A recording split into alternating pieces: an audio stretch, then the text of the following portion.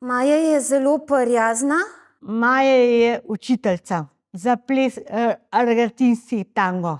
Plešemo tango, pa tisti šemples.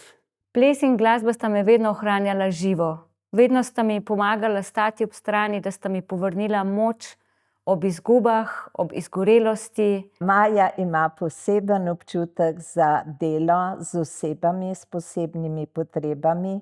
Z njimi je nežna, pozorna in jih razume. Dela predvsem z ranljivimi ciljnimi skupinami, in sicer starejšimi, z osebami s težavami v duševnem zdravju, z motnjami v duševnem razvoju, pa tudi z osebami po poškodbi glave. Najprej me je našel kot ples argentinski tango, našla me je psihoterapija, posvečala sem se tibetanskemu budizmu in vse te stvari sem nekako združila v svojem življenju, da so me vodile po poti iskanja in raziskovanja samega sebe in drugih. Svoje znanje ves čas nadgrajuje, ga dopolnjuje, predvsem pa vedno išče načine, kako to znanje prenesti naprej, na ta način, da drugim izboljša, polepša življenje. Kristina se cel teden veseli teh uric. Všeč mi je tudi to, da sem sproščena. Meni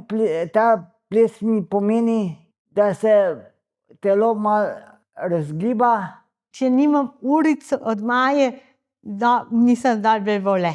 Z njo obrazi in telesa ljudi zacvetijo v svojih najlepših barvah. Ena izmed misli, ki mi jo je podarila maestra plesa, Marija Fuchs, je misel, ki mi bo za vedno ostala, in to je: dam, kar imam.